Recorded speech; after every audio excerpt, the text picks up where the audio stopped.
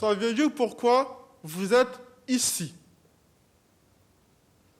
Vous êtes en ces lieux parce qu'un jeune homme qui bégaye a voulu améliorer la vie de ses congénères en créant un concours d'éloquence dédié pour eux.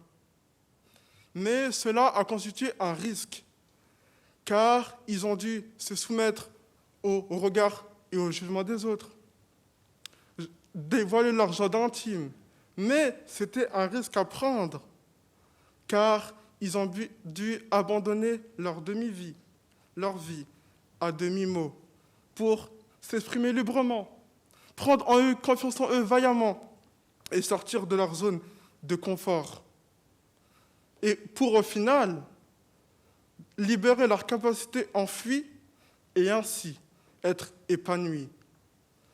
Ma contradictrice répond à la question « faut-il vivre ?» sans risque par la positive, j'y réponds avec conviction à la négative. En tant qu'être humain, nous souhaitons éviter le déplaisir. C'est pour cela que nous ne prenons pas de risque.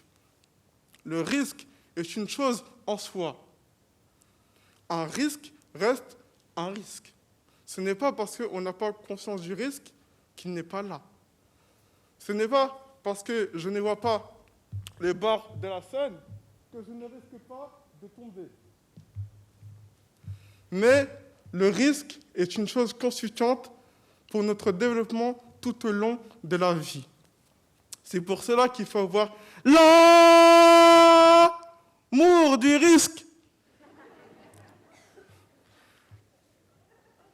Le risque nous permet d'apprendre.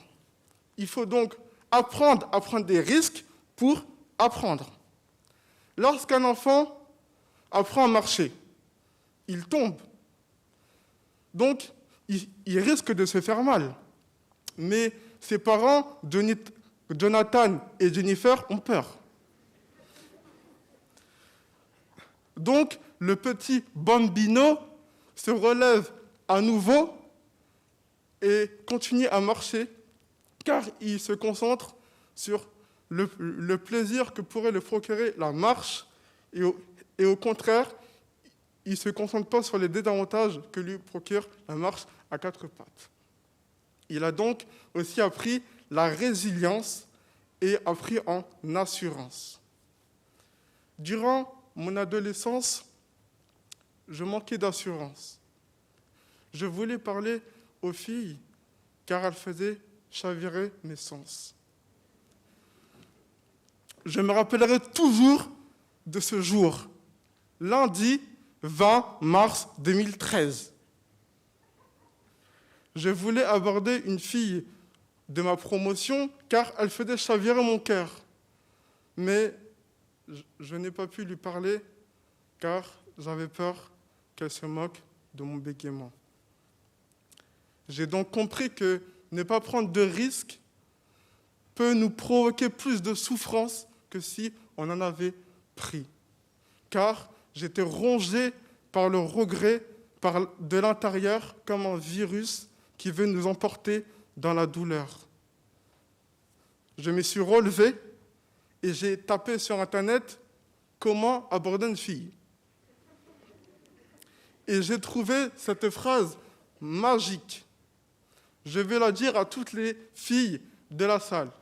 « Bonjour, je m'appelle Fred. »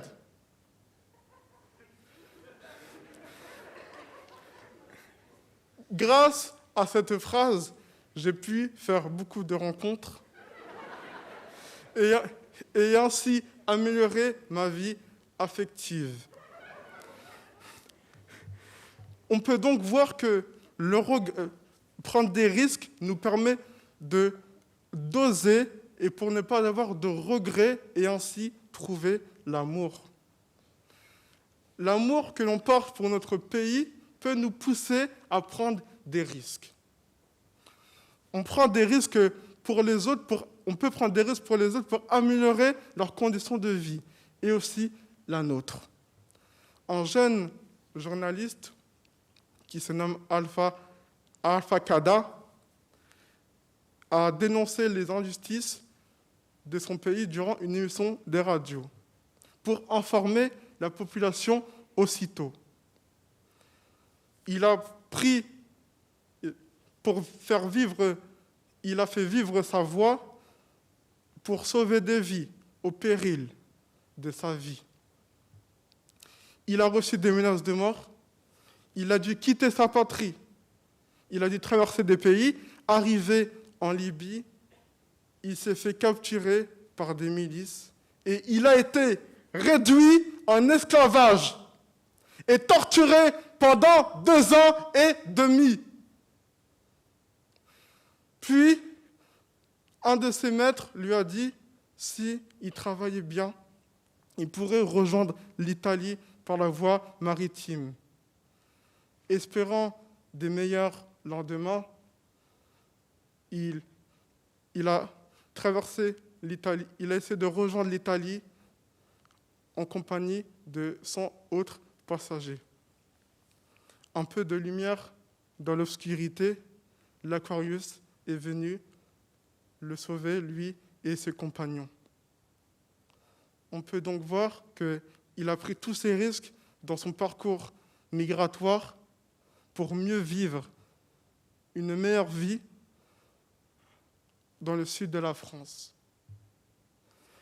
Des migrants vivent paisiblement dans notre pays. Il y a toujours des personnes qui les considèrent comme des risques, car ils pensent qu'ils vont causer notre perte. Le rat pense que pour sa sécurité, elle devrait s'entourer des personnes qui lui ressemblent, car le semblable est rassurant. Parce qu'elle a vu quelques personnes menaçantes dans la rue, elle généralise et pense que tout le monde est menaçant. Mais cette pensée elle peut avoir peur de la différence, de l'inconnu, se renfermer sur elle-même et développer des préjugés. Car elle peut faire émerger le racisme, la xénophobie, l'antisémitisme et la peur contre les LGBTQR et les autres minorités. À chaque fois que nous pensons comme ça, nous perdons part de notre humanité.